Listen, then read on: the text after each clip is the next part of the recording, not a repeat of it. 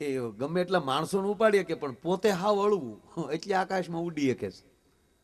જો ખટારાના પતરા જેવા અહીંયા સોટાડ્યા હોત તો એ ગમે ત્યાં ખાબકત. બોલો,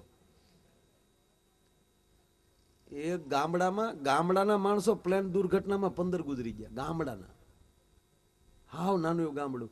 તે માણસે ગૌરવ લીધું કે આ નાનું એવું ગામડું એક 15 16 જણા પ્લેન દુર્ઘટનામાં, એટલે તો સારી પ્રગતિ કરી કહેવાય. ખરખરા કરી લાગી આવે. હારા વાહનમાં મરો ને તોય ખરખરા કરી લાગી આવે. એમાં સકડામાં બેઠા હતા ને ખટરાવાળા ટોળા મારી દીધા એટલે ભૂંડા લાગી યાર. આપણે હારા વાહનમાં ગયા હોય તો ખરખરો કરી લાગ્યા.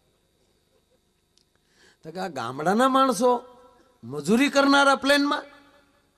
પછી ખબર પડી કે પ્લેનમાં નહોતા બેઠા, જે ખેતરમાં કામ કરતા હતા ને ઉપર પીડ્યું.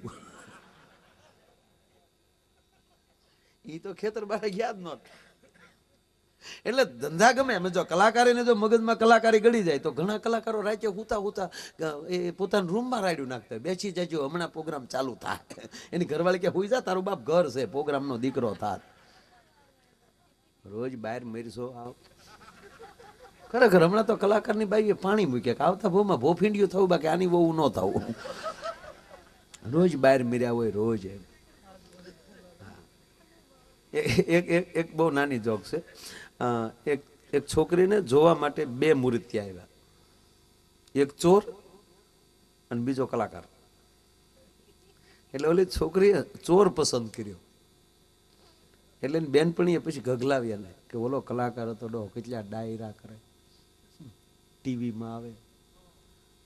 તો ઓલી કે આઈએ ટીવીમાં તો આઈએ આવે જ છે.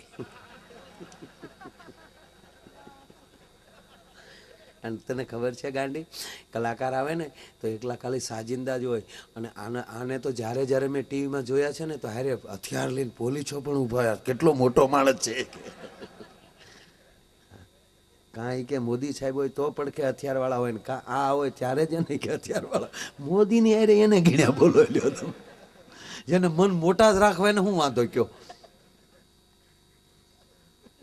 આ ઝીણી જોક છે, સમજાય ત્યારે જોઈજો.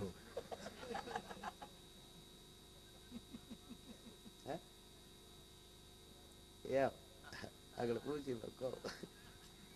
ધંધા એટલે હાથી ગમે, ધંધા મગજમાં ન નાખો. એક જમીનના દલાલને ધંધો મગજમાં ગળી ગયો. જ્યારે હોય ત્યારે કેળાની રેકડી પાસે ઉભા હોય તો એ બસ ઈ જ તે. હમણાં એક કટકો ગયો, કટકો આપણે કેટલા 150 વીઘા હતું કાંઈક. 150 વીઘાને કટકા કેતું. એની અદાજ જુદી હોય. એક ભાઈ બાબા કે હવે થોડોક માલ પડ્યો છે, થોડોક વેચાઈ જાય. આપણે માલ તો દારૂ જમી છીએ. મેં કીધું માલ શું થાય કે જમીન લે. એમાંય હવે એ શબ્દો મળ્યા વાપરવા, અમુકના શબ્દો. અને આપણે અમદાવાદ આમ વટી જાવ ને નડિયાદ ને એ બાજુ, એની પત્નીને બકા કે. બકા, વાહ, હા બકા આવું જ છું બકા. લે બકા હું? બકા ભાગવતમાં આવે. બકાસુર રાક્ષસ. એની બેનનું નામ બકી, પૂતના. પૂતનાનું સાચું નામ બકી છે. એને તમે બકા કયો છો? પછી કોઈ કહેતા હોય આપણે શું વાંધો. જોકે આપણા ગુજરાતની મજા જ છે, તમે બહાર ગાવ આલો ને તો ભાષા બદલી ગયો. બાર ગાવે. અમારી બાજુ આવો એટલે આપણે એમ કે ક્યાં ગયો છો? અહીંયા ગયો, ચોં ગયો છો? આપણે કે હાલો તો કે હેડો.